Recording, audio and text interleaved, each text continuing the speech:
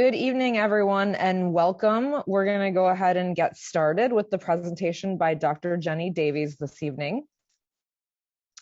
My name is Dana Ripper. I'm with the Missouri River Bird Observatory. Our mission is the conservation of birds and their habitats, and really all wildlife, and preservation of environmental quality via science, education, and advocacy. Because we are wildlife focused, these are some of the issues that got us into plastic. So we're starting to see this more and more around the world. The species with whom we share our planet are being very much harmed by our plastic pollution and even our plastic production. This is the very last in our series called MIcroplastic Madness in Missouri. And this had several virtual events. All of them are or will be available on YouTube to watch. This was all inspired by the movie MIcroplastic Madness. It's a wonderful movie. If you haven't seen it yet, we're going to provide you with information on how you can go ahead and view that.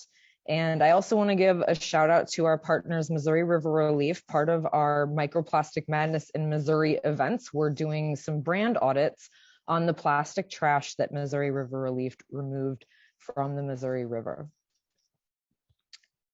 So I'm very happy to have Jenny Davies back. She is with Cafeteria Culture, and she was with us a couple of weeks ago for the film discussion on the film MIcroplastic Madness. And we're here with her tonight to do a really deep dive into the frightening aspects of human health impacts of plastic. It's kind of scary information, but it's all stuff that we really, really need to know. So welcome, Jenny, and please take it away. I'm going to stop sharing now. Hi, Dana. Thank you. So happy to be here. A big thank you to both you and Ethan, the co-founders and co-directors of the Missouri River Bird Observatory, an absolutely lovely place and a lovely project. I also want to give a big shout out to Rachel Bartels, the founder and director of the Missouri River Confluence Waterkeeper. I'm going to be using some of her photos in my slides. My name is Jenny Davies. I am the Public and Environmental Health Director for Cafeteria Culture, an environmental education nonprofit, and the force behind the movie MIcroplastic Madness. I'm thrilled to be here to talk to you about plastics. It's one of my favorite topics because it's so interesting. So I'm going to screen share so we can get started. Okay, can you see my screen? Looks good, Jenny. Great. Okay. So let's start with some context. We all use plastic. Here's our plastic on the Missouri River, taking a ride down to the Mississippi River and out to the Gulf of Mexico. And as you likely know, plastic does not biodegrade. It is with us for generations. We'll look at that down in a minute. Thank goodness the Missouri River Confluence Riverkeeper folks caught some of it.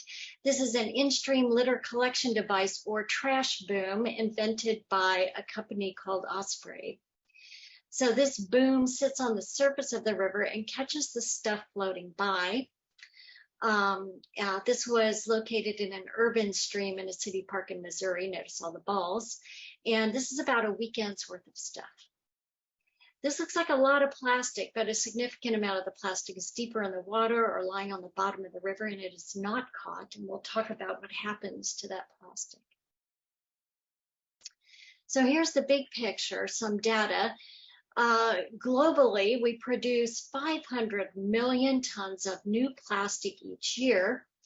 Most of that is single-use foodware and packaging, and actually that's great news. That's unnecessary plastics. There's some opportunity there. But if the plastic industry has its way, we will double production of plastics by 2040. You can see for yourself here, single-use packaging and foodware, maybe some of your favorites. And we win. We're number one. We're the world champion in plastic use and in plastic waste production. The U.S. produces more plastic waste than any other country in the world. And if you want that data, please contact me, Jenny, at cafeteriaculture.org, and I will send you that data. So we know that plastic is not biodegradable. It lasts for generations. I hope you're asking, where does it go? Here's where. In 2017, 3 scientists, Geyer, Jambeck, and Lavender Law, tracked all of the plastic ever made to find out where it went. And they came up with this. 9% is recycled, and we'll examine that figure more closely. 12% is incinerated or burned, and 79% is either landfilled or lost to the soil, air, and water. No one knows what portion of this 79% goes to landfill and what portion is lost in the environment. Most of our plastic, of course, is sent elsewhere. This is plastic that we think we're sending to the landfill, or we think we're sending for recycling. This is plastic that gets lost in the environment, and here's what happens to it. It ends up in the global south. 400 million metric tons of plastic wash up on the shores of Indonesia each year alone. And I want to point out, you hear these stories about rivers in Asia are the biggest contributors to ocean plastic, and that's only a part of the story. This is our plastic. This is plastic that has been exported from the United States and other countries in the global north to the global south. So this is our plastic. This is my kids' Lunchables container, plastic container, and this is my spouse's Coke bottle, and this is my QT styrofoam coffee cup that I drank out of a month ago or a year ago. And you may think, oh, I don't care. I don't have to look at it. It's not on my beach. It's not in my river. It's not in my front yard or in my street, but surprise, we all share in this plastic pollution. We're going to learn about that today. During the course of this presentation, you and I will have breathed billions of tiny plastic particles into our lungs. So let's learn about that. Let's get started. To begin with, we need to start thinking differently about things. Let's take a look at plastic. So plastic is a hazardous substance, and if there's one thing you take away from this presentation, I hope this is it. Plastic is a hazardous substance, and it gets us in 2 ways. First, during use, thousands of plastic chemicals leak into our food and drink. And then second, after use, after we throw it away or send it away, no matter where it ends up, it breaks into tiny particles, and those particles travel all over the world. So to understand how plastic harms us, we got to answer 5 questions. We're going to do a little bit of a deep dive. I'm going to have a little quiz at the end to make sure that we got it, but it's going to be easy. So those 5 questions: who makes plastic? What is plastic? How it harms us? What happens to it? And what can we do? So let's start at the beginning. Who makes plastic? I like to say, plastic's a group project. It's a collaboration between the 2 most powerful industries in the world. The first, fossil fuel, we know well, BP, ExxonMobil, Shell, and others. But the second one, big chemical, the industry leaders Dow and DuPont, we don't really think about big chemical too much. So let's take a minute and look at big chemical. So the reason we don't think about big chemical very much is that we don't buy anything directly from it.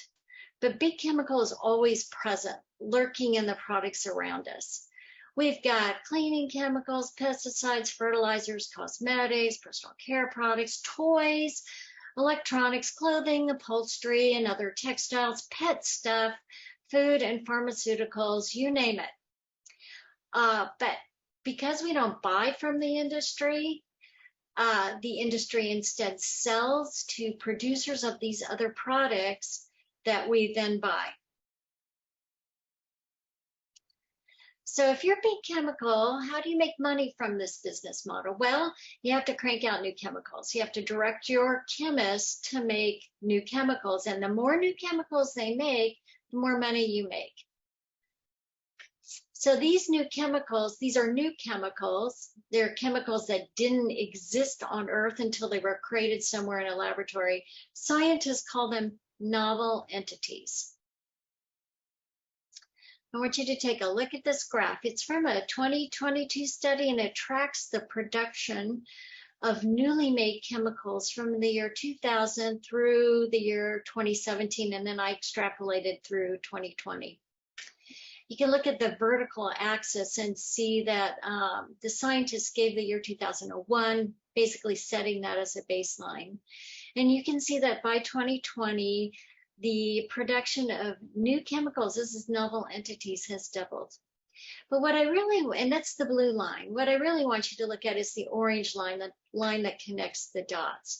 You can see that the orange line tracks perfectly with the blue line. And what this tells you is that the production of plastics is driving the production of new chemicals. In this study, scientists found that over 350,000 novel entities have been created in the last 70 years, most within the last 20 years. They warned that the chemical industry was out of control and that the current number and amount of newly created chemicals surpasses the planetary boundary for novel entities. So what's that mean? That means a planet can't absorb or contain or otherwise process these chemicals. As a consequence, ecosystems are at risk. That means a breakdown of our terrestrial ecosystem, a breakdown of our aquatic ecosystem, and of course, if ecosystems break down, humans can't survive. No plan. No plan, and not likely to come up with a plan. Why? It's because our regulatory system is broken. Okay. See if I can go this way. And we'll look a little bit at that in a few minutes, but generally this is how the game is played. In the US, we study one chemical at a time.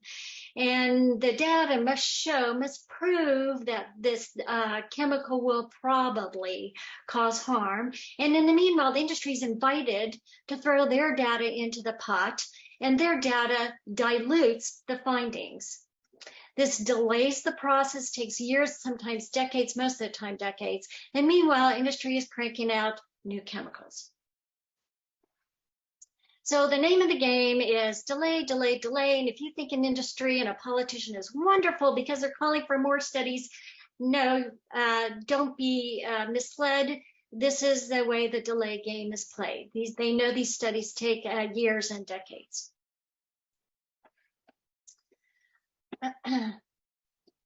So the plastic industry would prefer that you not know about these things, know all these chemicals, but it's too late. That horse is out of the barn, and we've had a lot of new studies, kind of an explosion of studies in this area in the last couple of years. So what's a chemical and the fossil fuel industry to do? Well, through their trade spokesperson, American Chemistry Council, they are going to try to muddy the picture, churn out misinformation, and create doubt. And this is, we went through this already with the tobacco industry, right? It's the exact same thing. And these are some of the messages that you're going to hear if you haven't already. And I hope by the end of the talk, you'll be able to rebut each one of these messages. Okay, so that's who makes plastic, right? We've got fossil fuel plus big chemical, easy. So what is plastic? Let's look at that next. Well, you might guess, it's easy too, fossil fuels and chemicals. Let's start with the fossil fuels. So fossil fuels come in 3 states of matter. I always like to say solid, liquid, gas. That's coal, oil, and natural gas. We can make plastics out of any of those, but most plastics right now are made from oil and natural gas. At a molecular level, all fossil fuels are what we call hydrocarbons. So what's a hydrocarbon? So just like the name, hydrocarbon is a molecule with only hydrogen and carbon atoms. And they're named according to how many carbons are in the carbon backbone. So you can see methane has 1, ethane has 2, propane has 3, and so on. The other thing we know about hydrocarbons is that they're fuels that combust in the presence of oxygen. As a matter of fact, that's why they're valuable to us. So let's make a hydrocarbon together. To do that, we're going to take a monomer like ethane here, the 2 carbon, and we're going to string it together. And I'm going to use a metaphor of beads of a necklace. And this is how we're going to make plastic. We're going to string these monomers together so we can get a polymer. One more. Come on. Good. And here we go. We've got polyethylene. And my metaphor here is the necklace. Whoops, we're back. Let's get back. There we go. You can also take propane and make polypropylene, and you can take a monomer styrene, which I need to point out is made from benzene, which is a known carcinogen. You can take styrene and make it a polystyrene, otherwise known as a popular product, styrofoam. So we've got plastic right now. Oh, good. No, here's the problem. We can't make plastic products from polymers. It's just one big goopy mess. So we need those chemicals, and we need lots of them in order to transform that polymer into a product. And as a matter of fact, there are 10,000 chemicals that are used to make plastic. Most of these are unknown, untested, unregulated, undisclosed to government, and undisclosed to consumers. Why are we using all these plastics? Because they can, or chemicals rather, to make plastic, because they confer miracle properties. Here's a chart that will show you some of those miracle properties we've come to expect from plastic. Now, there's so many chemicals that scientists actually group them into two groups. First are the intentionally added chemicals or intentionally added substances. Those are chemicals that are part of the product design. They confer that functionality. Then there's the non-intentionally added substances. These are the surprises. These are chemicals that form during the production process or afterwards, and they result from interactions between the chemicals that are already in the product, and they create new chemicals, or the chemicals that are in the product with chemicals outside the product, or because that product is exposed to heat or light. So now 10,000 chemicals, right? You're thinking, oh, come on, that sounds a little exaggeration and like it's a perfectly rounded number. Did you just make that up? No, I did not. It came from this study. This is a 2021 study, and this blew the socks off of scientists, even scientists who thought they knew plastic very well, scientists who studied plastic. Over 10,000 plastic-related substances. Okay, so what's wrong with these chemicals, right? Sounds great. They confer all these miracle properties. Well, here's what's wrong with them. They are persistent organic pollutants and heavy metals. Let's start with persistent organic pollutants. What is a persistent organic pollutant, or we call it POP for short? Well, first of all, they're persistent. They don't break down in the environment. They don't leave our bodies. So why is that? It's because they're oily. So, you know, our bodily elimination processes, our main one, poop and pee, those are water-based processes. And, you know, it's just like trying to clean an oily skillet with water. You just don't get anywhere. Same thing happens in our body. And same thing happens in the environment. Those oily chemicals do not break down. So organic, in this context, organic just means that the molecule contains one carbon atom. You can see in the purple box here, this is a sampling, all of them contain carbon. And then pollutant, a lot of definitions of pollutant, but I like this one, introduced into the environment in a non-naturally occurring way, that is harmful to life. POPs, or persistent organic pollutants, bioaccumulate and biomagnify, and I know a lot of really big words, and I know you've heard these words before, and everybody gets them all mixed up. So hopefully now you'll remember. I'm going to give you a couple ways to remember. So bioaccumulation happens in one individual over a period of time. So this is our bluefish, and as our bluefish is living its life, its best fish life, it is acquiring pollutants. And because that fish cannot eliminate the pollutants from the body, they accumulate over time. Okay, that's bioaccumulation. Then we have biomagnification. That's a snapshot in time. It's a snapshot of a food chain or a food web.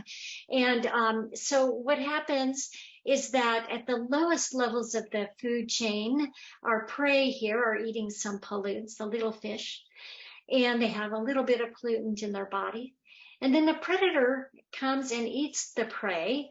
And because the predator eats a lot of prey, the predator then accumulates or acquires a lot of that, has a higher concentration of that pollutant. Then predator 2 eats predator 1, eats a lot of predator 1. And you can see that at each step up the food chain, the concentration of that pollutant increases. So pops bioaccumulate in people too. Here's another way to remember: bio means life, accumulate means to collect. So my skateboarder here, they're on a really long skateboard trip. And as they skateboard along, they acquire more and more, they collect more and more pollutants. And those pollutants are stored in fatty tissues. And then what happens? Okay, here's what happens. So pops get in the body and they cause trouble. These are oily substances, and let's start with the cell membrane. You may remember from your biology class, the cell membrane is a lipid protein structure, and so talking the same language as those oily pops, and they get together and you got some trouble. So remember that the cell membrane, and it's a teal structure here in my graphic, and the purple is a cytoplasm, or the inside of the cell. That teal cell membrane, a lipid protein structure, it controls what goes in and out of the cell. That's really important, right? And it also holds up receptors at that black Y-shaped thing there that act like switches to turn cellular processes on or off. And so here's an example of just 3 ways that a pop can cause trouble when it encounters a cell. So then the pop gets in the cell, and then what happens? More trouble, because you know those organelles, remember organelles from biology class? They are lipid protein structures inside of the cell, and they each have jobs that make the cell function, make our body function. Those are really important jobs, like the mitochondria produces energy. And of course, the organelles are also lipid protein structures, speaking the same language, got that lipid there. And the pops can enter the organelles and also cause trouble and interfere with those jobs. So you get this happening throughout a body, and interference with all these different systems, nervous system, immune system, endocrine system, and so on, is like monkey wrenches, these pops, and they're going to cause trouble and breakdown. One of the systems that has been studied the most in terms of pops is the endocrine system, also called the hormone system. There we have over 200 hormones in our body. This is a chart just to kind of give you an idea of the hormones that our body produces, where they're made, and what they do. And you can see that they do really important stuff. They fine-tune, they control, they turn things off and on. Just a quick glance, and you can get an idea. Hormones don't sound like much, but really they're everything. So when these pops start interfering with the endocrine system, this is what you get. Some of the things that you get: interference with the productive system, growth and development, metabolism and appetite. I really want to point this out because people aren't aware of this. One of the hormones in the chart I should have pointed out is called ghrelin. A new hormone, we didn't know about it when I was in medical school in the 1980s, newly developed. It tells us when we're full, it tells us when to eat and when to stop eating. And there's a problem with pops and interfering with ghrelin's function. And we know that these pops are designated obesogens. And we believe that one of the mechanisms is that it interferes with the hormone ghrelin. Here's some of the other effects. So we talk about what are those plastic chemicals. That was persistent organic pollutants. Now let's look at heavy metals. What's a heavy metal? You've heard about heavy metals. So really, what is it? It's just certain elements in a certain part of the periodic table that are metals. They're high in density, which just means the molecules are packed really closely together, and they're all toxic. Many of them have a high atomic number and weight, but not all of them. Here are 4 of the most common ones. You've heard of lead, mercury, but you didn't know antimony. That's coming out of your plastic water bottles and going into your water. And so why are they using these heavy metals to make plastic anyway? They do all kinds of things. They soften the plastic. They can add color. But the most important thing, they catalyze or kickstart all these other plastic reactions, chemical reactions that are needed to make plastic. So now we've looked at who makes plastic and what is plastic and what is it. That's fossil fuels that make the polymer, right? And then we've got these 10,000 chemicals. So far, so good. Now, how does it harm us? Two ways. Let's start with chemical exposure since we're talking about chemicals here. So the industry tells us, hey, don't worry about all those chemicals. They're inert. They're harmless. What does inert mean? It means they're chemically inactive. They're harmless. That's what industry is telling us. Don't worry. So let's look at the water bottle study. What did they do here? This is a 2022 study. It was done by investigators in Denmark. I love this study, and people who know me are like so sick of hearing about the water bottle study. But this is a great study because they studied plastics in a way that we as consumers would use those plastics. So what they do, they took these popular, sports water bottle, and I'll cover up the label here because they didn't say what the brand was, but just popularly used squeezy reusable plastic water bottles. They took new ones, they took used ones, 2 different models. They had duplicates of everything, and they used glass bottles as control. What they did then, fill these water bottles with just plain old ordinary tap water at room temperature, wasn't heated. Let the water sit for 24 hours, and then they test the water to see what was in it. And they found over 400 plastic chemicals. Okay, so step 2, they did what we would do at home, right? Oh, my bottle's getting grungy, I'm gonna stick it in the dishwasher. So they put it in the home dishwasher, washed it. After they were done, they rinsed it out really well, and they repeated the experiment. Ordinary tap water, room temperature, 24 hours. This time, over 3,500 plastic chemicals in the water bottles, of course, not in the glass bottles. So what kind of chemicals did they find? Okay, now you're chemical experts. You're going to say, I know. Intentionally added substances, right? Plasticizers, heat stabilers, antioxidants, all the stuff you saw in my chart a while back. And of course, they're going to find non-intentionally added substances because I told you that happens, right? But I bet you might be surprised by this. They were certainly surprised to find DEET in the bottles that had gone through, in the water of the bottles that had gone through the dishwasher. So what is DEET? And you probably know it's an insect repellent. It's a pretty nasty, pretty strong one. I try not to use it, but sometimes you gotta use it. And they found dozens of other substances. So how did the DEET get in there? They assumed it wasn't intentionally added, but that it had formed as a result of the reactions between the other chemicals, maybe because of the heat of the dishwasher. Overall, though, more than 70% of the chemicals they found had not been studied and never been tested, so toxicities were unknown. So what this study tells us is that plastic chemicals migrate. They move fast. I mean, it's only 24 hours. A lot of our food and water sits in these plastic containers for days, weeks. And they move at room temperature. I don't know about you, but I was taught, if you don't heat your thing, you're okay. This is room temperature. Plastics migrate from new plastic items, from used plastic items, and into non-lipid neutral, pH neutral substance like water. So we know that these are oily chemicals. If they had filled the bottles with milk, a lipid substance, they would likely have found more chemicals. And then most of all, we learned from this study that chemicals leak more from weathered plastic items. So these are weathered, they were subject to heat, the agitation from the water sprays of the dishwasher. So the bottom line here is that these plastic chemicals are mobile. We already know they're harmful. Put it all together, and I'm just going to briefly walk you through this quickly. I have so much I want to tell you. I'm going to run out of time.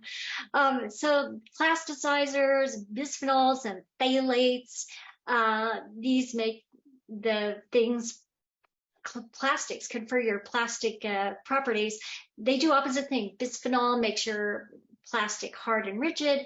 Phthalates makes it soft and supple. And these are the items you find it in the health harms. The items in the first 3 categories, The first three rows, the blue, the green, and the white, are all persistent organic pollutants of different kinds. I'll talk about that in a few minutes. In the green, we have our plastic coatings. These are the PFASs, and they make food packaging, they're plastic linings, right? And they make food packaging water and grease resistant. And then we have our flame retardants, also persistent organic pollutants. And remember that, why would we need a flame retardant in plastics? Because they're made from fossil fuels. They're combustible, so all plastics contain flame retardants. And then finally, in the bottom row, we have those heavy metals. And this is just a small sample of the 10,000 chemicals in plastic. So how do those plastic chemicals get in our body? They get in all kinds of ways. Everything, eating, drinking, they pass through, they're oily, they pass right through our skin. Our skin is lipid-based. We breathe the dust in utero and in breast milk. A particular concern is children, because they are more likely to put stuff in their mouth.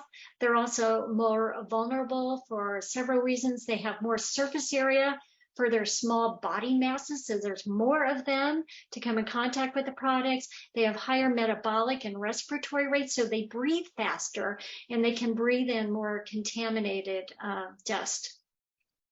And finally, their systems are still developing, their neurologic system, their brains, their immune system, their metabolic and reproductive system. So I like to say with kids, their systems are open for business all the time. And so chemicals can gain easier entry. And most significant impacts on youth and children. These are the systems most vulnerable because they're open for business all the time. And these chemicals can get in and do damage. Okay, quick look at the plasticizers, because everybody wants to know. Ooh, let's look at the plasticizers, right?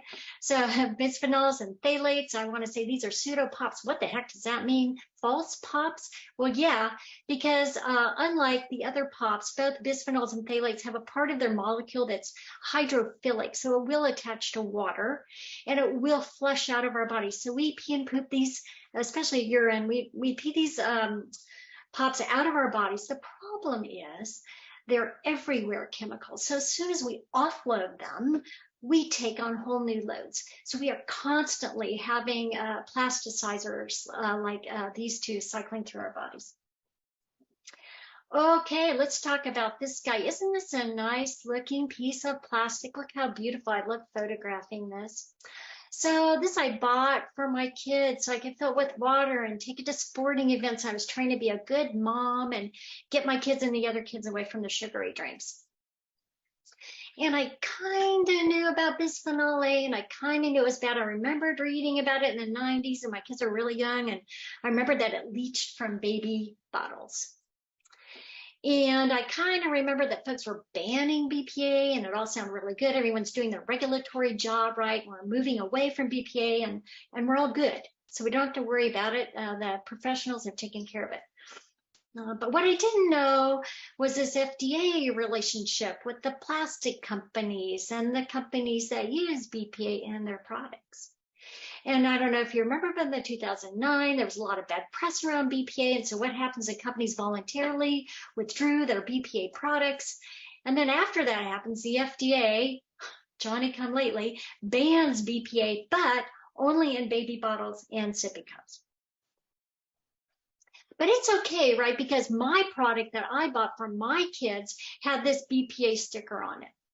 And I just look how cute that sticker is. This is a really great way for a company to turn a marketing disaster like BPA into an asset. This company's telling me, hey, I'm good. Look how good I am. I don't have any BPA in my product. But this is also what I didn't know. My product doesn't have BPA in it, but it likely has one of the substitutes, bisphenol S or bisphenol F. I believe, and I'm not sure because the data is conflicting, there are hundreds of bisphenols in existence. A handful of them have been studied. The handful that we have studied, we know are equally as toxic as BPA or more so. Okay, same deal with the PFAS. Got a lot of attention lately. Let's look at what PFAS is. This is, do you like my sunrise and bright sun behind PFAS? So I did that because, you know, these are miracle products. It makes things waterproof, grease-proof, makes your textiles wrinkle-proof. You have your Teflon. It's a miracle. You can live a modern and convenient life with PFAS. But there's a problem with PFAS. They were synthesized in the 1930s in a laboratory by mistake. It was an accident, and but they were thrilled with what they found. They bonded together a carbon atom and a fluorine atom, and they were thrilled when they saw all the properties. But the problem is, once you put these two atoms together, you can never get them apart. That's why they're called forever chemicals. They persist literally forever in the environment and in our bodies, and industry keeps cranking them out. There's over 5,000, and I want you to remember that these are fluorinated chemicals. I'd rather you remember that than the word PFAS, because they're starting to package these chemicals under different names. If you see fluorine or hear fluorine in the name, you've got a PFAS. Here's the PFAS, forever contaminating air, water, soil, humans. You can't get rid of these. You can't break them down. They just cycle throughout our environment. You burn your products and you just transform the PFAS from a solid product to an air product, and the emissions go out and then they settle onto land, and then they pollute the land, and the land gets polluted from other things. And you can just see this is become a huge problem. 9 states without PFAS guidelines. I'm sorry, Missouri, you probably could guess. You're one of those 9 states without a law that monitors and sets limits for PFAS. But you can start talking to your legislatures about the health harms, and we'll talk about that at the end. This is a regulatory history of PFAS, similar to the regulatory history we saw with bisphenol. Do you like my cat? She loves this, this little toy here. So same kind of thing, bad press in the mid-2000s about PFAS. If you haven't seen the movie Dark Waters, highly recommend, true story. This is part of the bad press that started happening in the 2000s. So what does the industry do when it gets bad press? Just like with BPA, voluntarily phases out and makes a big to-do about it. Ta-da! No longer, we're not making long-chain PFOA and PFOS anymore. But then, of course, mid-2000s, instead, it's going to make short-chain PFAS. And then more recently, these kind of, I don't know, to me, ominous-sounding chemicals, Gen X. Don't buy anything that's got Gen X in it. And PFBS. See that F in there? That's fluorine. So in April 2022, Europe says, hey, as part of its big detox, right, we are banning thousands of PFASs, whole families of PFASs, no further studies needed. And industry, you can't make these anymore. But in the US, what happens, we get the US EPA in 2022, this just happened, right? Voluntary again. Health advisories for drinking water only, non-enforceable, non-regulatory, meaning it doesn't trigger any regulatory mechanisms at all. And then this just happened, let's see, this is October, so this is 2 months ago. EPA, let's make PFAS a hazardous substance so it can be a Superfund chemical. So what does that mean really? That means, yeah, make it, keep making it, keep putting it into products, keep, you know, exposing consumers to those products. But, you know, when you dump those products, now the taxpayers will help you clean it up. So technically under CERCLA, one of the federal environmental laws, the company is supposed to help pay for Superfund cleanups.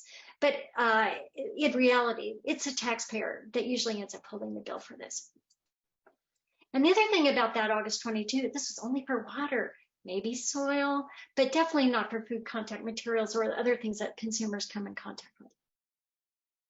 And it's only for PFOA and PFOS, so not for Gen X or all of the other PFASs that are being cranked out daily. Okay, so that's how it harms us. Chemical exposure, you got a good idea. This is good. So what can I do? We're gonna think about our plastics differently. So here's a little test now that I've told you all this about plastic. We can compare these 2 plastic bottles. They're both the same size. You can see that the glass bottle has many disadvantages. It's heavy, it's breakable, you can't squeeze it, so that means the ketchup really gets stuck in there, right? And it's right side up, so it means all the ketchup is settled at the bottom. The top the lid's at the top, the ketchup's at the bottom. Compare the plastic one, right? All the ketchup's at the bottom, ready to come out. You're not going to lose as much plastic. And the bottle is more expensive. So, you know, what are you going to do? I usually have folks take a poll, which one now they're going to, if they didn't know anything, if they walk into the, to this information presentation without knowing anything, which ketchup bottle would they buy?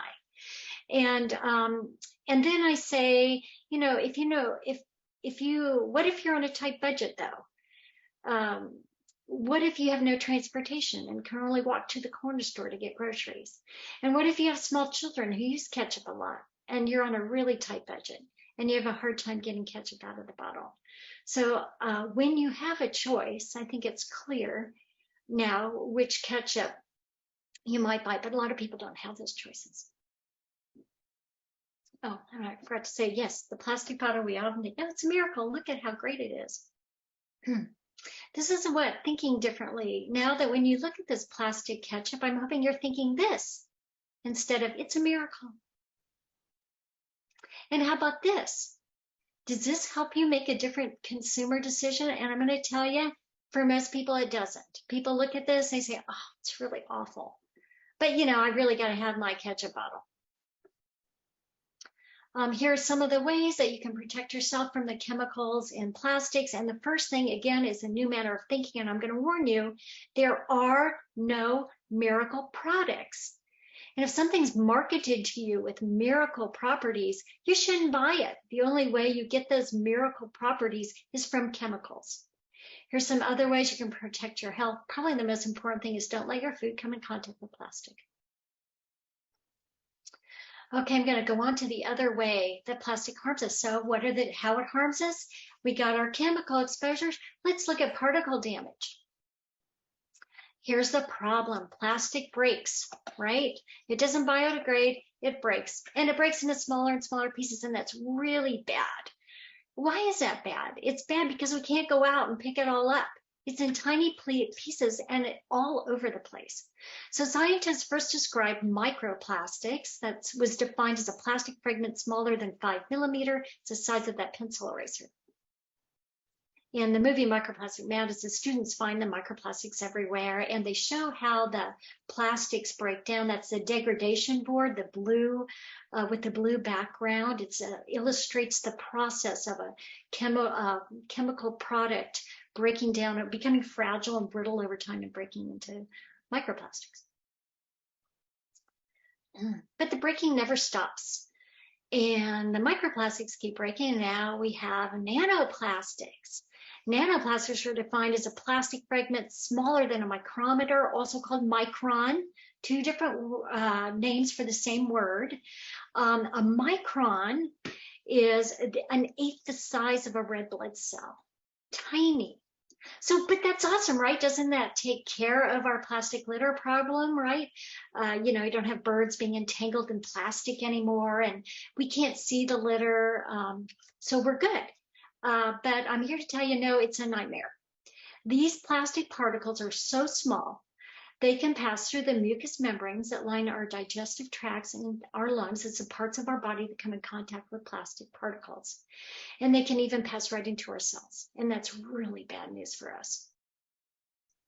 And one last note here on the slide, the MNPs at the bottom, we now call these micro and nanoplastics, or MNPs, micro nanoplastics. And the reason is I hope you get this. This is a spectrum. This is a process of continual breaking into smaller and smaller pieces.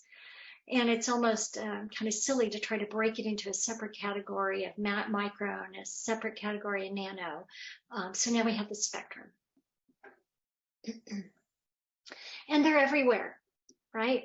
So now we have MMPs in the water. How do they get there? Well, you know, you saw at the beginning of the slide how they get in the water. And now we have MMPs in the air. This might be new information for some folks. The nanoplastics in particular are so small, those particles are so small, they almost act like a gas. They're really light, they get kicked up into the atmosphere. It's raining and snowing plastics. We're breathing plastics. So how do they get in the air? Well, this is so weird, don't you think? 80% are actually kicked up into the air by traffic and 20% by sea spray. And of course, we got micro nanoplastics on land and soil, right? Because they fall from the air onto the soil, but they get in there other ways too, from these farming practices that are very plastic heavy. You've seen the mulch, sewage sludge from the wastewater treatment plant. The filters don't catch the smaller microplastics, definitely don't catch the nanoplastics. And then that sludge and biosolids are given out to farmers. They use it as fertilizer on the land, but it's completely contaminated with plastics. And oh, I skipped a slide. This one, what happens when the I don't know, soil for me is kind of really gets me. Because I think we depend for our lives. We depend with our lives on the soil to function and and grow us things that we eat. And so this to me is the most disturbing thing I think about it.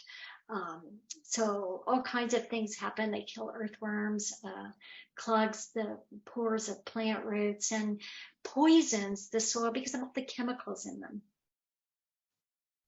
And of course, what's that going to do? Threaten our food supply. This is terrestrial food web. We have found plastics in every food source that we've tested. And of course, threatens the aquatic food web. And in the brown picture here is a phytoplankton at the base of the food web.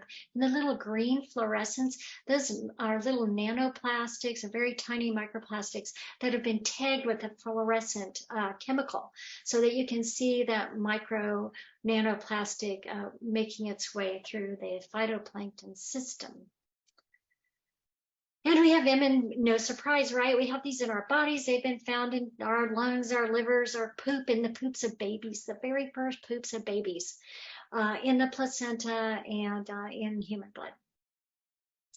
And how do they get in? Well, you can imagine. So here's breathing, and I apologize for the poor quality. This is, got to find a way to make this picture better from this study.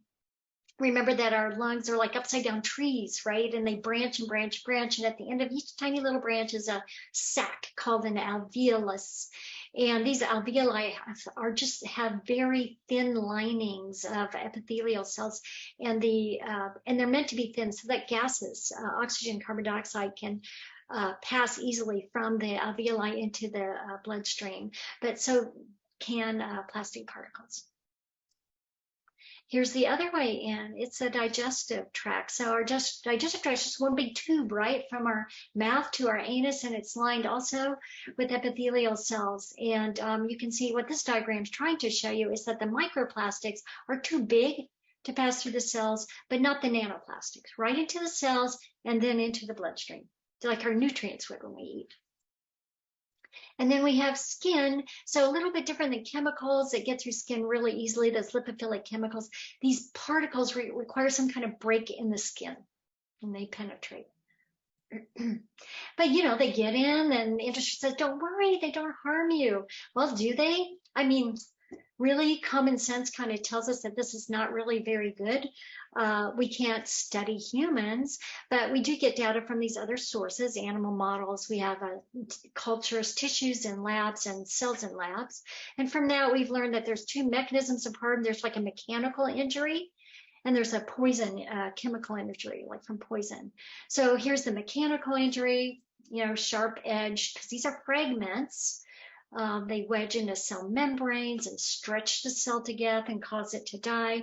They get into cells, and they just cause a cell to have an excessive inflammatory reaction. The cell knows there's something wrong and sends out all of its harsh chemicals to kill the item, thinking, you know, it's a infectious organism, but it can't, and then it leads to cell death. Here's our other mechanism. It's a chemical. Of course, right? This should be like, of course, because these plastics are made of these really toxic chemicals. So when they get into cells, it's like direct delivery, these toxic chemicals right into the cells. And worse, these chemicals act like magnets for other lipophilic poisons that are already in the environment, benzenes and things that have leaked into the water and on the ground. And these plastic particles just absorb all of those chemicals. And then when they get into the cell, it's like free delivery. So that's how it harms us two ways. You got it now, right? Chemical exposures, particle damage. So what happens to the plastics? So let's come back to this study. And let's start with incineration, because that's an easy one, right? We burn stuff, we burn our plastic. So really, what is incineration? You know, it doesn't destroy toxic stuff. It really just changes its form. It changes from a solid to an air, and basically allows it to be dispersed over large areas, along with all the chemicals in it. Okay, landfill environment, that should say 79%, not 78, but that's where most of it goes. Landfill, that should be okay, right? No. What we're finding in leachate is microplastics and plastic chemicals, and they get into the soil and the groundwater.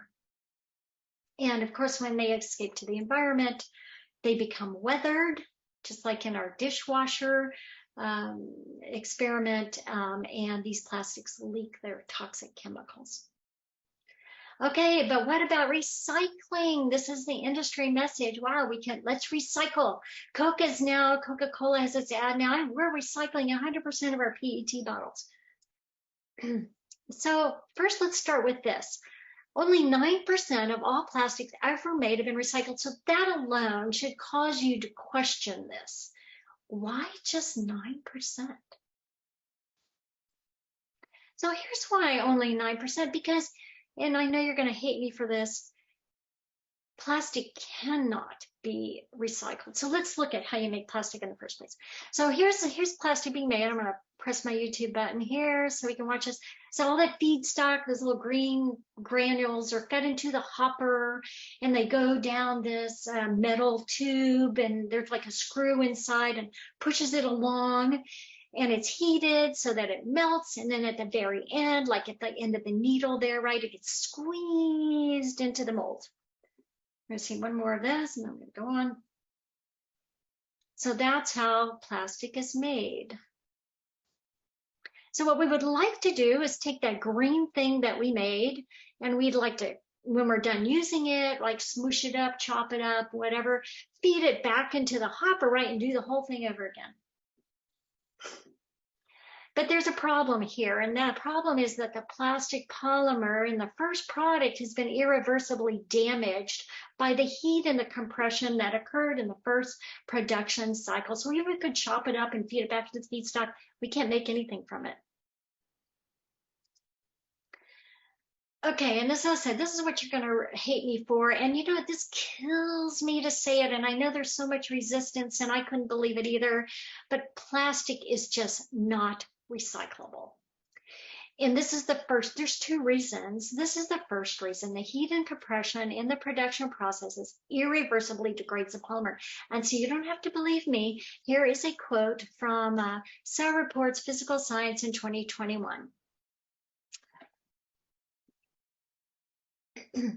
Think about it this way. This is like over kneading your bread dough, right?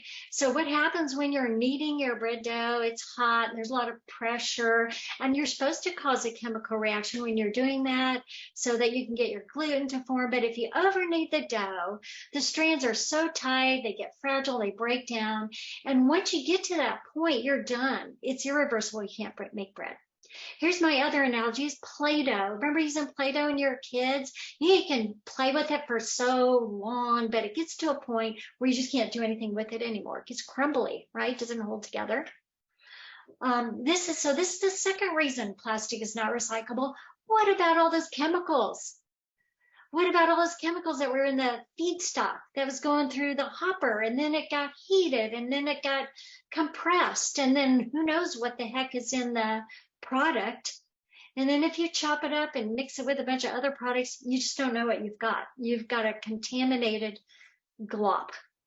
So what can you do with plastic? Only three things. Only three things. You can downcycle it. I'm going to tell you what that is. You can sneak it into other consumer products. This is called, and you know, we've been sold a load of both post-consumer content. I used to take pride in buying things that are post-consumer content. Now I avoid them like the plague because they're incredibly toxic. So you take your toxic used plastic thing and you cut it up and you mix it with some other stuff, and then you sell it as a product that contains post-consumer content. And then finally, you can burn it and try to get a product out of the burnt stuff. Those are the only three things you can do. So the industry calls this recycling. I'm going to tell you why it's not. Downcycling. Let's remember what the definition of recycling is in the first place. Why are we recycling? We want to take a product that we've already used and we want to convert it into a new item of equal quality. What downcycling means is that you convert the product into a new item of lesser or inferior quality. You can only do this with some plastic. PET is an example. You can take the PET plastic and one time you can make it into a plastic bag, single use, and then it goes into the landfill. And you know, that's not bad. At least you get one more use out of it, but it's not recycling and it's not the solution to the plastic problem. Okay, let's look at post-consumer content. This is like your Play-Doh, right? You've played with you remember this as kids, and your mom or your dad or parent or guardian brings home some new Play-Doh. You're like, yeah, but I really love my old Play-Doh. So I'm going to take a little bit, or maybe I want to change the color of my new Play-Doh. I'm going to take a little bit of my old Play-Doh and I'm going to mix it in with my new Play-Doh and I'm going to make something from it. But I know that if I mix too much of the old Play-Doh in, nothing's going to happen. My new thing won't hold together. This is what happens with post-consumer content. It's a little eyedropper. That's the old plastic. And then the big bucket is the new plastic. And then finally, I want to warn you, as you've probably already learned, this industry is so good with its euphemisms like post-consumer content. I consider it sneaky dumping. That's what I would call it. They call it post-consumer content. Sounds good. Same with this. Advanced recycling or upcycling, also called energy recycling and chemical recycling. And all this is incineration and trying to recover something with the mess that you've got there. Energy recycling, you're trying to get back to fossil fuels. You end up with a low-grade oil that nobody can really use. Chemical recycling is trying to recover some of that plastic feedstocks that can make new plastics. That's aspirational, meaning hopeful. No one's really got that to work well.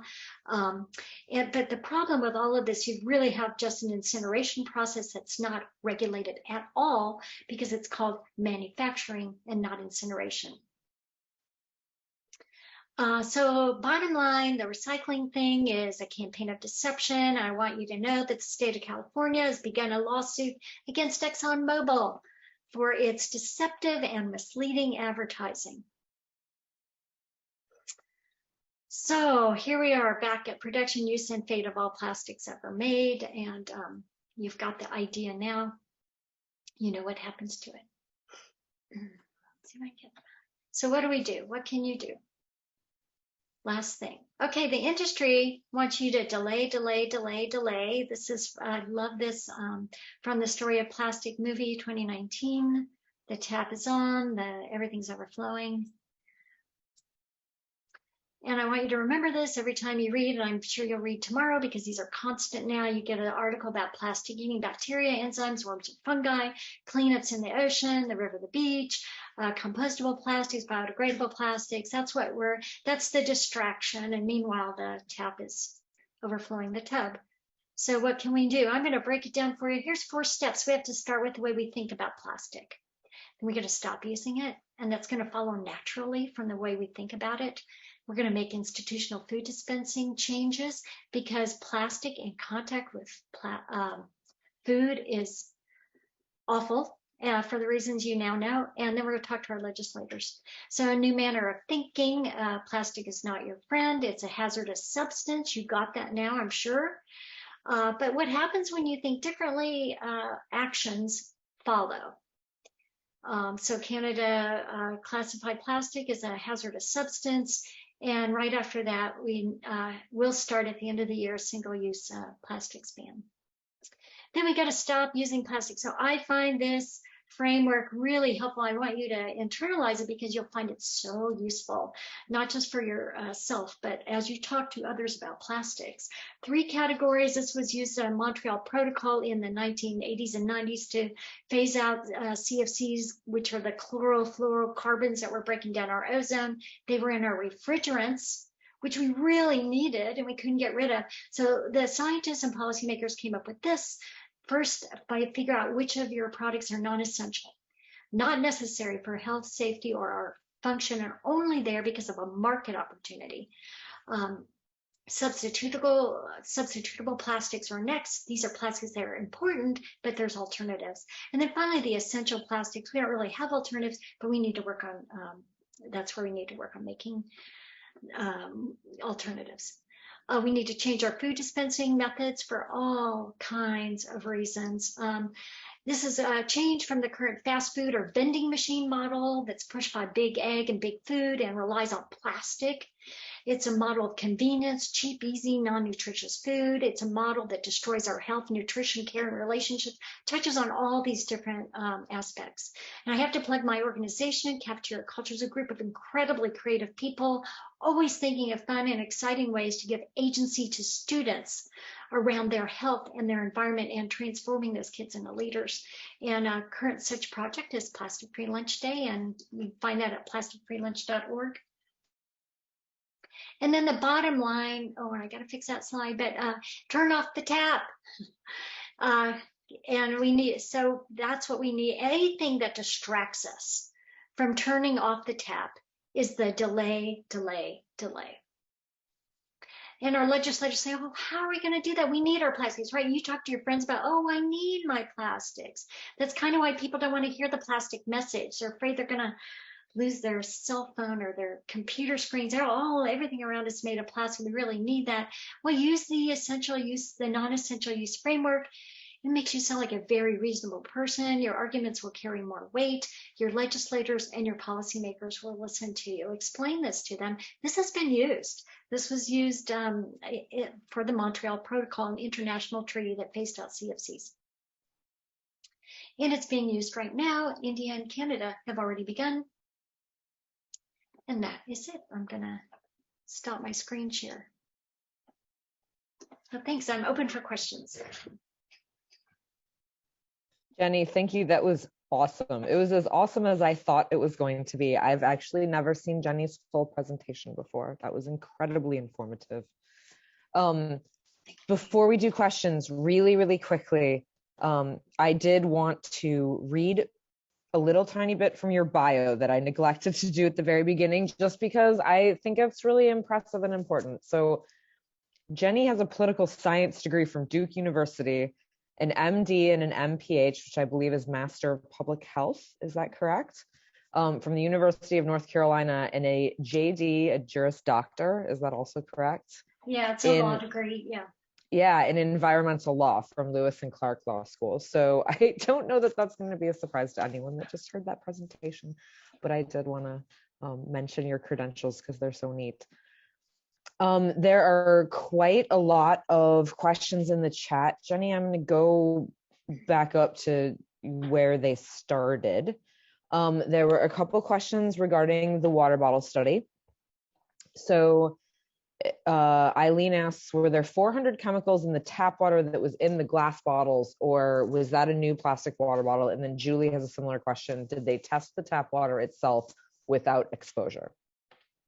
So what happened was there are likely chemicals in the water too, because we know that our tap water isn't perfectly clean.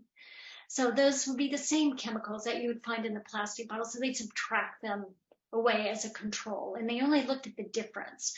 What chemicals are in the water bottle after the water had sat in there for 24 hours compared to what chemicals are in the water that was in the glass. So that's where they found it. And they found it in the new and in the used, some different ones, but. Okay, so it was a direct comparison between the control and the treatment in this case. Let's see. A comment. Julie comments, read in the last couple of days that athletic wear from many manufacturers contains bisphenols. So yeah, fashion is the whole problem, isn't it? Yeah, I didn't touch very much on fibers because that's a whole universe in and of itself.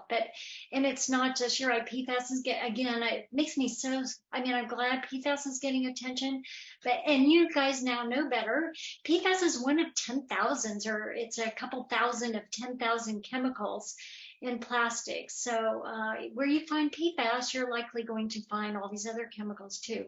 And yeah, we like it, we hike and camp, and we really rely on those outdoor clothing to repel water. And it worries me when I hear, I know there's a campaign against REI right now, but they're just going to substitute. They're going to, and I don't know what to do about that. I really don't. That what I would put in a category 3 in my non-essential use category. We need to work on that one. In the meantime, though, there's a lot of clothing. I mean, I make my clothing decisions now different than I did before I really did this deep dive on plastic and started learning so much about it. Jenny, Ellie asked in the chat, and folks, I'm just reading questions out of the chat, of course, but if you want to, unmute yourself and engage directly, you're welcome to do that as well. Ellie asked, is there any benefit to using compostable flatware in cafeterias? We are working towards going back to metal, but washing is a current barrier. And I think that you folks at Cafeteria Culture get that question pretty frequently, right? Yeah, so there's different pieces to it. It's a process, and you do the best that you can, and we all have limitations. So as long as you're moving in the right direction. But the one thing you should know about the compostable, whether it's a compostable plate or the utensils, they should be tested for PFAS, because a lot of them contain a lot of the same bad chemicals, and you don't want your students getting those kind of exposures.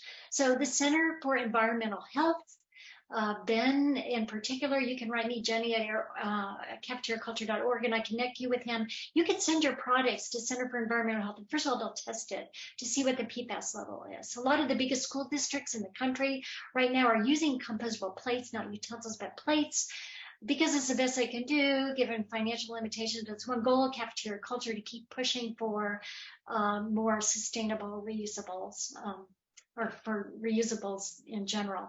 So that's the piece about the plates. And you know that you probably already know then that the utensils and the plates are not really compostable, meaning like I can't stick them in my backyard composting. They have to go to industrial composters. And so I would encourage you, when you're doing a cost benefit kind of thing, include those costs.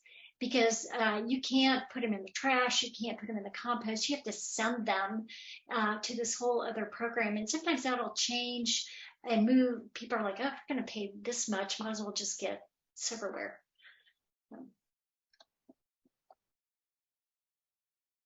Jenny, your statement about sending things to Ben reminded me, and Rachel told me something in the chat. And Rachel, if you'd like to either unmute and speak, we appear to have an opportunity here in Missouri for testing of things.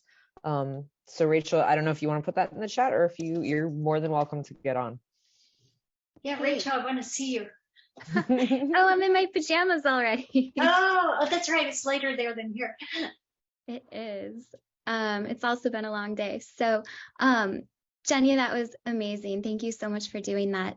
I just had something I wanted to add to the chat.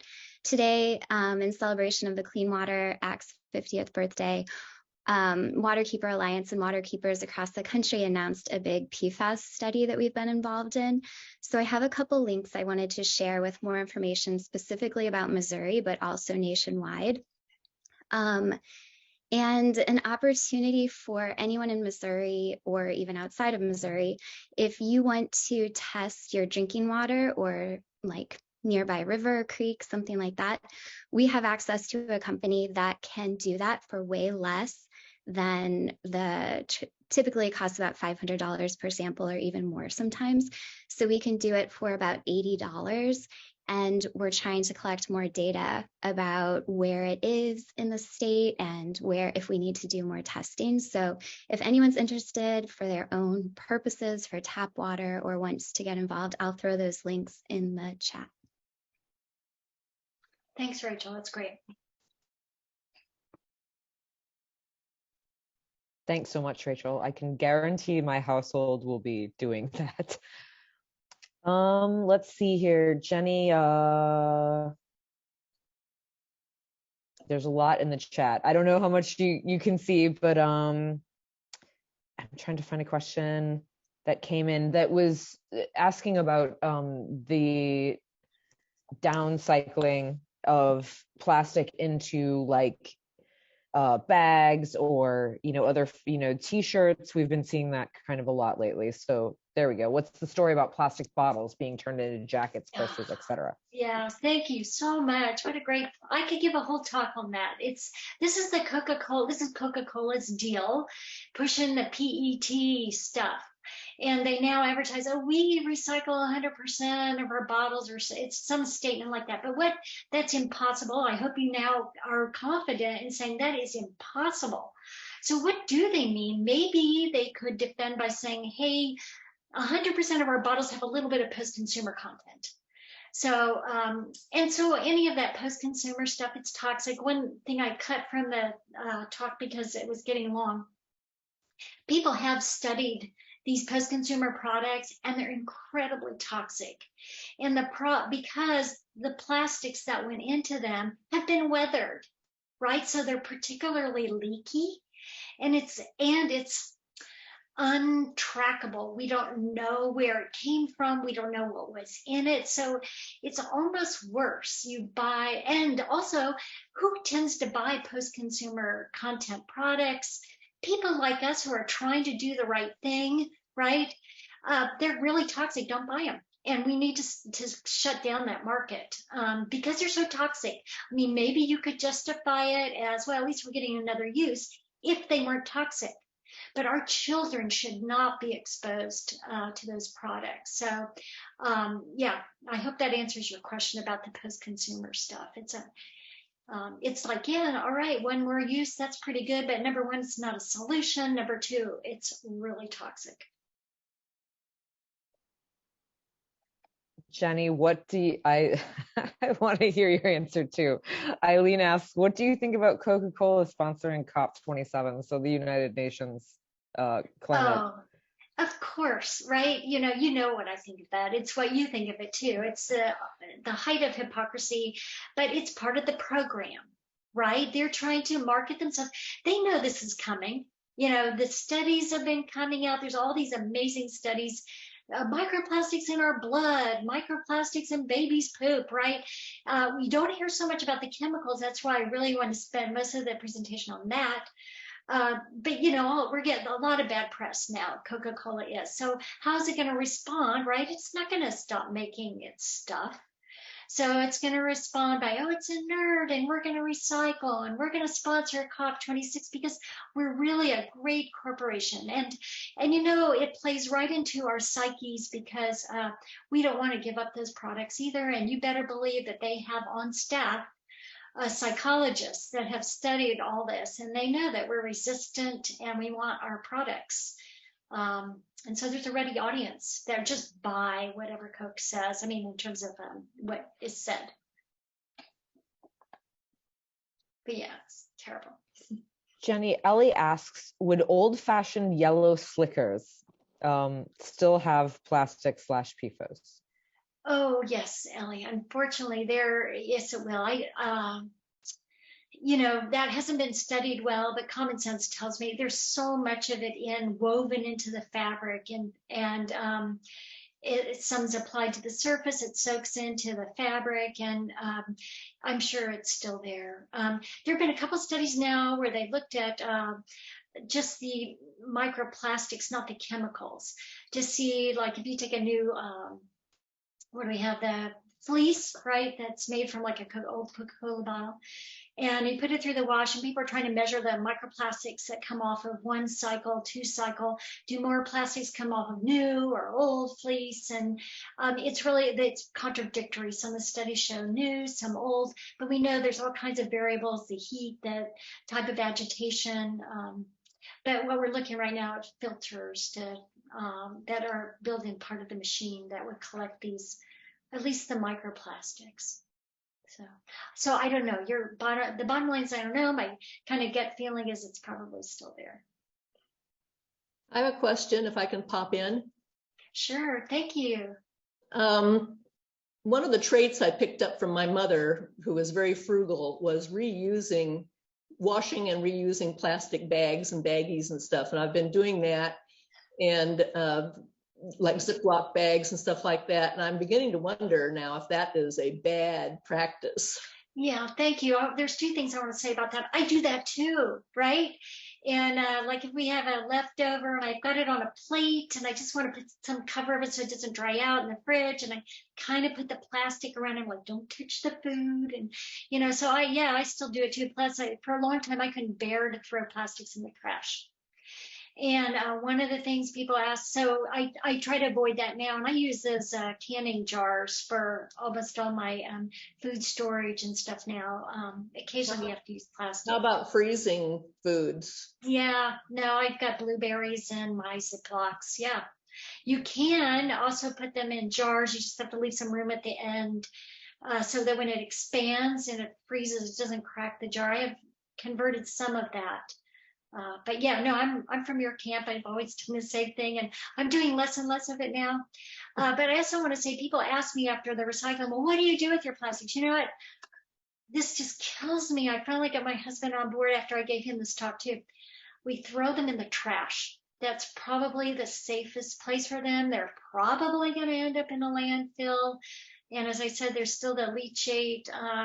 But of all the alternatives, recycling is probably the worst. It's not going to be recycled, and who knows where it's going to end up. If I throw it in the trash, it'll at least probably make it to the landfill, but there's no good option. So yeah, that's what I did with all my old plastic bags. I threw them in the trash. Kills me. Thank you. Great question, Julie. I would have the same exact question because I do the same stuff. Yeah, me too. Jenny, Amy is asking, regarding the glass ketchup bottle, has glass production / reproduction become obsolete? I don't know. I don't know. And I haven't looked at the data, so I can't give you a good answer. My gut feeling is that the tide is starting to turn, at least among some people. There's growing awareness. I see suddenly products like we buy our yogurt in a glass jar now, and 5 years ago there were no glass jar options. So, and I think that's a place we can really push. And we let, oh, one thing I didn't show you, and I should, you know, some of these vendors are really responsive. This is my, I don't know if you can see it, this is my coffee bag. We get, and I'll definitely give them a plug. We buy our coffee beans from Strictly Organic in Bend, Oregon. And we get whole beans because my husband's a coffee snob, and you know, has to grind every day and have an elaborate coffee thing going on. But this is what a bag looks like when there's no PFAS in the liner. Can you see all the grease stains on it from the coffee beans? And so I wrote them many times and said, please just give us a bag without PFAS. I do not care whether there's stains on my bag. As a matter of fact, I love that there's stains on my bag. It tells me there's no PFAS in this bag. And I don't know if they have any other customers doing that, but now when I order from them online, I always get our coffee now in these. So I think that those are areas where we can push the market, and the more people that demand that, we can get more glass, we can get more containers without PFAS. Probably there's other chemicals in it, but at least no PFAS. So Jenny, we have a couple more questions, and we have 4, but like there's 2 and 2 that are related. So I'm going to do the more specific one first, and then maybe end on the ones that are like sort of more philosophical in your experience. So first of all, what about Trex? So sending, you know, the company where you send in bags to use for making decks and benches, and then Susan asks a related question, grocery stores that collect plastic bags to convert to park benches, etc. Okay. So very similar situations. Okay, so after giving my talk, you guys already know the answers to the questions.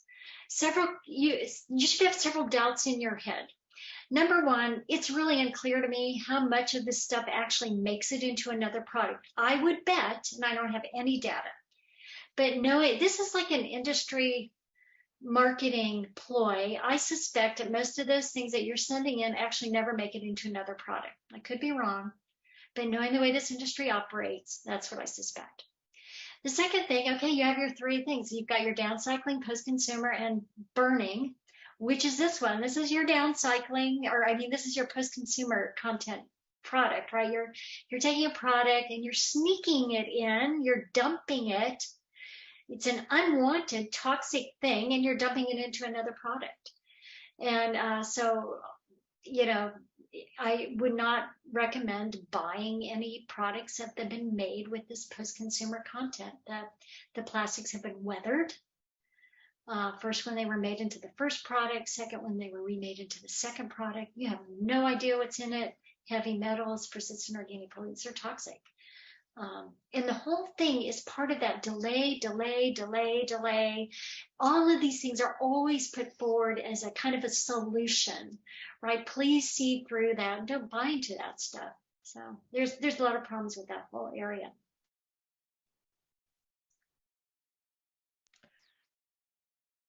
I would recommend the Why Plastics movies.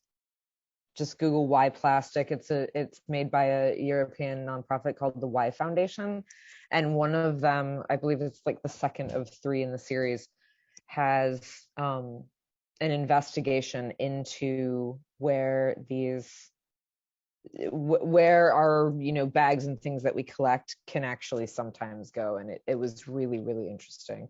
Yeah, I suspect most of them end up on the shores of Indonesia, one of those early photographs that we saw. I'm just gonna put that in. It's just Why Plastic, but is that WHY, Dana? Yep, just okay. Why, as in like, why are we doing this? Jenny, so our 2 remaining questions. Let's see. Eileen asked, how did you get involved in studying plastics? And Rachel asks, what is something that gives you hope in the midst of this plastic chemical mess? And I thought that those were kind of related too. Yeah, let me talk about why. I don't know why. I get that. I ask that question all the time. There's something about plastic that has always bothered me. I don't know what it is. There's an aesthetic quality to it that I've never liked. Maybe it's the fact that you just use it once and throw it out that's always bothered me. I don't know, and I need to come up with a better answer because I get it all the time. So thank you for asking that. And then what gives me hope? Wow, during COVID, a lot of weird stuff happened.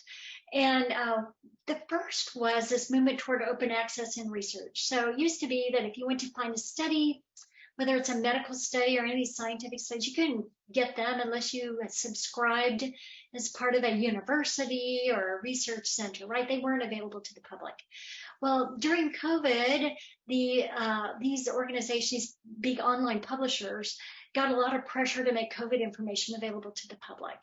And that helped bring down some of these open access barriers. So now, like the water bottle study, if you Google the author Tisler, Tisler, she's the lead author, it'll pop right up. You'll be able to get the whole study right up on your computer. Some of them you still can only get abstracts, but then often the authors are great. You can write them and say, hey, can I get a copy of your study? They'll just send it to you. They're thrilled for the public to have access to a lot of these articles. So that was one thing. The open access thing started to break down. And let me tell you what they're doing now. I recently wrote a scientist and said, hey, this is such an important study. Why isn't this open access? Why can I only get your abstract? And she said, well, what they're doing now, these publications they're making the scientists pay for them. They're making the scientists and the investigators pay for the open access privilege. But that's okay because scientists are now writing that into their grants. So they're writing that $1,500 in so they can publish open access. So that was, I can't tell you how huge that is. It made this stuff so accessible to the public that the plastic industry does not want the public to know about. The second thing is that, and this is, I hate to say it's artificial intelligence because that's such a double-edged sword. But because of AI, we have a bunch of new instruments now. There's a type of mass spectrometer that can actually detect chemicals in a solvent and doesn't have to be programmed to look for those chemicals ahead of time. You can just stick it in and it's a big computer thing, and it'll just read out all the chemicals that are in there. That's what they did with the water bottle study. And then they have some really cool now, it's like, I don't even know I can't remember what they're called. They're like a really super high powered microscopes. So you can see nanoplastics, the largest nanoplastics are visible with these, it's like a computer function microscope. So now we can see these things, we can detect these things, and together with open access, that made a big difference. So there's 2 studies that I want you to take home that you can really influence. The water bottle study by Tisler. The other one is the deep dive study. I'll put the link for that. I'll have to find which I can do because it's right here, by Yi. Oh no, that's a different one. It's a deep dive study. So those 2 together will, I think, are incredibly powerful, and they're both open access studies. Okay, so I will put that in the chat. This is the 10,000 chemical study, and then Tisler, it's Selena Tisler, and if you just Google Selena Tisler, you'll get the water bottle study.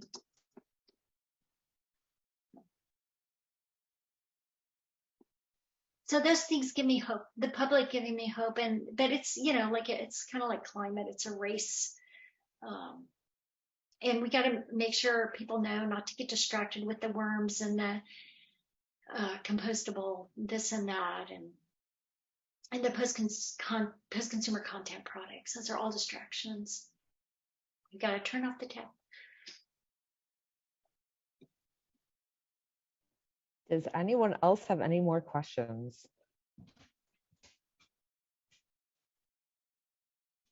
Thank you I can't believe how many people stay for the whole thing. Thank you. And I'd love your feedback. I give this talk all the time. I'm always trying to make it more interesting and kind of fun for people. And I'm Jenny at cafeteriaculture.org.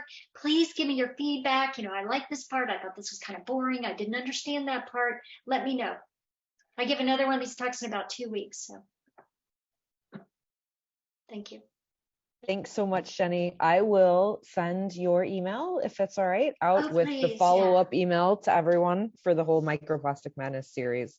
Yes, and also plasticfreelunch.org. If that's a really great place to start. Create awareness as part of that program. Schools can screen for free Microplastic Madness through November 23rd. And these kids, they're on it. So. All Great. right. Thank you again. Good night, everyone. Thanks, Jenny. And please support Missouri River Bird Observatory. Just say